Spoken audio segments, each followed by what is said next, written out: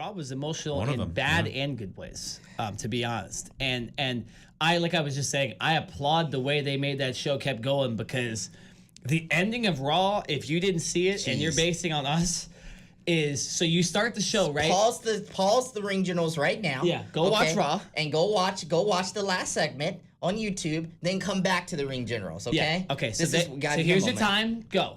Okay, if you're still listening, now we're going to talk about Raw. Okay. So obviously the show starts out with Roman Reigns with a terrible announcement, right? Sad. Seth Rollins, Dean Ambrose come out on the stage. Seth Rollins is visibly crying. From what it looks like, Dean Ambrose can't even, he's trying not to cry and stuff like this. I thought he was just trying to be tough. And they're all, he's trying to be tough, and that's Dean Ambrose's gimmick. But so they do all that. Nature. The whole show, you can see McIntyre and Ziggler in backstage thinking up stuff. Ambrose and Rollins are thinking up stuff in the back. Yeah, interview with Charlie Caruso. He's like, there's no words to say, just win. That's all Ambrose said. We're just gonna win. It's all Ambrose said, right? Win. And they get out to this match, and the match is great. A lot of good spots, right? That's Ambrose is helping out Seth Rollins as much as he can. They're trying to win these titles. They win the damn titles, and Dean Ambrose explodes and turns heel and just psychotically beats up Seth Rollins. What is going on? What is going on right now? What and why? Why, Dean? Why? Yeah, Dean, that was hard to watch. On this night, Michael Cole, first of all, I could literally hear Vince McMahon turn down Michael Cole's mic, all of their mics. They all shut up. Nobody said anything. As soon as they only had one word. Corey didn't say anything. Nobody said anything. Renee said, "What? Wait a minute!" Or something. And then Michael Cole said, "On this night," and then he shut all their mics off. Yeah, all their mics went off, and we just heard the crowd and Dean Ambrose and Seth Rollins. I think just if anything, just the crowd. It's just the sound of the crowd, and also just what Dean did. It just makes up for heel hate. It just does. All right, you just don't really need the announcers to hype it up. It's the crowd. Well, you know what also too is they needed to, you could hear not visible audio things that Ambrose and Rollins were saying. They were very cryptic. And there was also a lot of cussing that was going on. It was a way the fans, dude, there was a lot of cussing from the fans when he was walking up at the end. It was a way to... That was legit heel heat. That's heel heat right there, man. I legitimately thought somebody was going to try to kick his ass. And he was going to have to get this giant brawl. This was going to turn into Khabib and Conor McGregor real quick. Jeez, what's with all these brawls that are happening? I love it. I love a good brawl, man. Keep it coming. Keep them coming. We're going to be in a triple threat match one of these days. Look, man, all I can say is this, or a 6-man tag team match booked by Teddy Longplayer, but with the Undertaker. We'll get fucked and Rajon Rondo.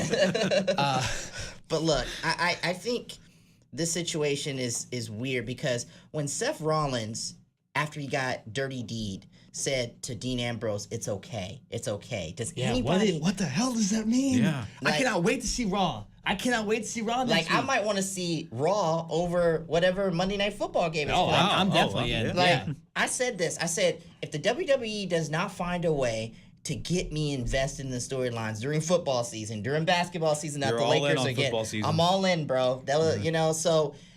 Dean Ambrose and Seth Rollins. Now, we were having a little bit of a debate in our group chat. I think this could be a WrestleMania storyline, guys. I honestly, legitimately think if y'all want to see Seth Rollins be the face of the company, y'all need to make sure that this thing is going up into a WrestleMania with Seth Rollins. See, now I get what you're saying. And see, I was doing a lot of stuff today, so I wasn't able to follow the group chat as much. What I was trying to tell you is that I believe we are going to now get to see potentially Seth Rollins, Dean Ambrose match at Survivor Series. Yes, but I do agree with you. It sounds much. This is also the better storyline than Daniel Bryan and The Miz. Yes. I think. And so I would rather see them capitalize on this. But dude, you're right. Oh my! I am not a fan of Dean Ambrose right now. I am not a fan of Dean Ambrose. 2 SmackDown winners have won 2 SmackDown, the Royal Rumble of the past 2 years have come from SmackDown. So you got to give it to Raw one of these years. This is the year to give it to Raw. This is the year to give it to Seth Rollins. Have Dean use some type of trickery to find a way to beat Braun Strowman or whoever the title holder is at that time. And then you get our match at WrestleMania. The question is, how do we get to that match? How? Oh yeah, no, it's going to be interesting to watch. I mean, obviously, we need the title. Would it be for the title? It has to be for the title. It can be for the title. It should be because that adds that extra part of it to the rivalry. And that's what we were saying with The Miz and Daniel Bryan, too, is it adds. I just think, obviously, Seth Rollins and Dean Ambrose are both fantastic workers, and they could put on one hell of a 40-minute match, to be honest, if they wanted to. Hell in a Cell? Yeah, no, if they could just. And I almost hope Dean Ambrose comes out and, well, first of all, explains why he did it. He's not going to. He's not going to. Because he's a being lunatic. the unstable guy that Right, he he is, is a he's not lunatic. going to. And let's not forget. He's going to toy with the fans. Let's not Just watch. forget that this was the Dean Ambrose character that a lot of people were waiting for in the WWE. They were begging for this character because this was the character that got him such a huge following when he was John Moxley out on the Independents. Yeah. So CZW. Yeah. Yeah, that's one of them. Yeah. yeah. So Well, his real name is John Moxley, isn't it? No, it's something else. Are you let's sure? look this thing up. think- Yeah, hold John on. Moxley's just another name that he used for the As you Independents. can hear me typing. But Yeah. I mean, I I think can hear that. Jonathan Good. Okay, yeah. So So- John Moxley is a. What if he turns into John Moxley? What if he goes, yeah, I'm not Dean Ambrose anymore. I'm John Mox. I'm not. That's not a big deal. That has to be copyrighted by the WWE. That's a good point. Yeah. So I mean, yeah, he could do it, but it has to be copyrighted, and now he can't use another name if he leaves the WWE. It kind of does remind me a little bit of when CM Punk, when he had like a lot of heel hate in the Independents, and then people were waiting for that heel hate to happen in WWE. So I think the same thing is happening with Dean Ambrose, since he had this heel hate and also had this following from the Independents, and then now on a bigger scale, now we get to see what he can do. Well, yeah, and he also obviously he was going to turn soon, anyways. And they might have had him turn. Yeah. Maybe say it's Survivor Series, right? That might have been when he was going to turn. But they decided. Whoever decided, Roman, whoever decided this, said, you know what? I'm gonna get the most heel heat if I turn on this night. And then now we know. this night. And then now when we go to Survivor Series, now we know who to boo. Hell yeah, I'm Yeah. booing Dean Ambrose. Yeah. So, Definitely. so this is the question that I've been wondering, and I've told this to Nick, and I want to get your opinion. With Roman Reigns being out, if you had to list your top 5 main superstars on Raw right now, who could carry the Raw on Raw, brand? on Raw. On Raw. I'm not talking about in the company, bro. I don't know On about Raw? this. I'm not sure yet because we'll talk a little bit later. This Fox situation's getting interesting. Right now, okay, until Roman Reigns comes back, there's a visible void of the top star. Now, we could say it's Braun Strowman, but who is your other 4 superstars who will carry the Raw brand until Roman Reigns gets back? Okay. You want to go first, Eric? Yeah, I'll go first. Okay, like you said, Braun, Seth, in a heel way, because people will love Dean. People will love Dean even though he's getting all this heel hate. So, in a way, Dean might also carry this too. I want to say maybe McIntyre, because his time will come. His time will I really come. like McIntyre, man. Yeah, so his time will come when he will split up from Dolph Ziggler, which will probably happen maybe by the end of this year. Drew is a good candidate. And then the last one, I mean, I don't know. Are we going to see another superstar shakeup at the end of this year? I think it's... But that's too long from now. That's at the end of WrestleMania. Yeah, that's the end of Okay. WrestleMania. And it's Okay. up We're in the air. building. You have to build to WrestleMania with these guys. I agree with you. Yeah. I want to say Elias, maybe? Well, no. Did you say, Oh, yes. did Elias. you say Dean Ambrose though? Yeah, I said Dean. Okay. Yeah. I agree. That's my 5.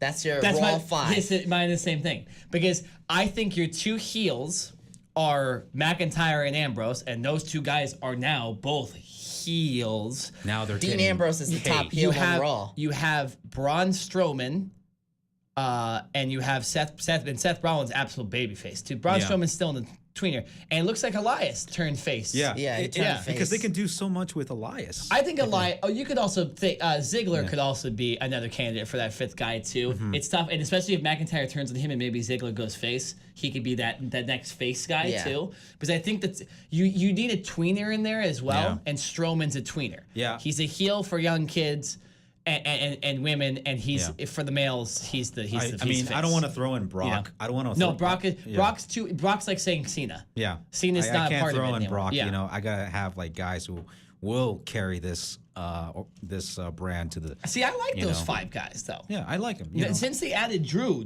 really is like a guy that will run train on Oh, this, and that's what he said. And they've been building for a Drew McIntyre title run. If there's anything, if there's a reason why they're bringing this guy back, then I know that there's a lot of promise for this fool. All right. I think Elias is one of the more underrated guys that we're looking at in that thing. He has the potential, maybe eventually over time, to be bigger than all of them because he has that rock star persona to him and that vibe already that the crowd likes him. Yeah. And even he insults your hometown. He can manipulate the crowd, kind of like how I dare say it, The Rock. The Rock can manipulate a crowd something fierce. When he was the Hollywood sellout. I'm always looking at this. I've been watching a lot of Raw over the past week or so from the Attitude Era. I've been watching a lot of SmackDown 1999, SmackDown 2000, and all I could see was the times when I enjoyed SmackDown the most, honestly, Stone Cold wasn't there, y'all.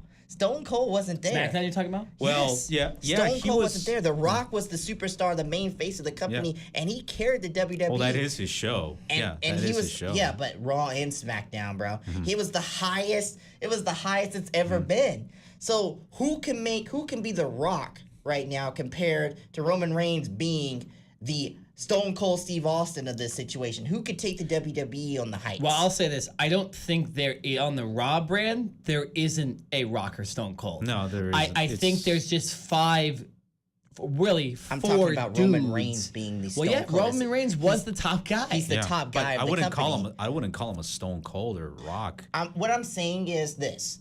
The top superstar of the company. Yes, okay? yes, top superstar, yes. Because while The Rock and Stone Cold were 1A, 1B, Stone Cold was clearly a notch above The Rock. Yeah, in terms of that time. Now, The Rock was getting on his heels. Stone Cold even admits it. He talked to Vince about turning heel earlier because he was afraid of The Rock and how he was building in popularity. He was like, my pops are diminishing, and The Rocks are getting louder and louder. But at the end of the day, Stone Cold was always the bigger star in the Attitude Era, honestly, than The Rock. Well, he was. You know, he was. Yeah, he started the Attitude Era. He saved the WWE. Who is going to be that Rock of this generation now? Roman Reigns, the Stone Cold of this generation, is out with the illness that could take him out for at least a year. Well, who's going to be the Rock in this situation? Is it okay? Who's going to seize this? Okay, I'll tell you this: brass ring, as Vince McMahon likes to say. I don't know how old this dude is, but potentially is like a guy like Adam Cole. Potentially, maybe like the next dude. Oh yeah, Adam Cole's 29. You think he's the next? I think he could be the next like top guy, because the indies obviously love the indie people love him. I disagree with you on that, by the way, but keep going. Well, okay. It also could be a dude like Kenny Omega or someone like that. I'm thinking Velveteen Dream. Velvet? Okay. Oh, you're right. Yeah. Okay, Velveteen Dream. My bad. I totally agree with the RKJ man. Velveteen Dream is the next guy. By the way, bring him up.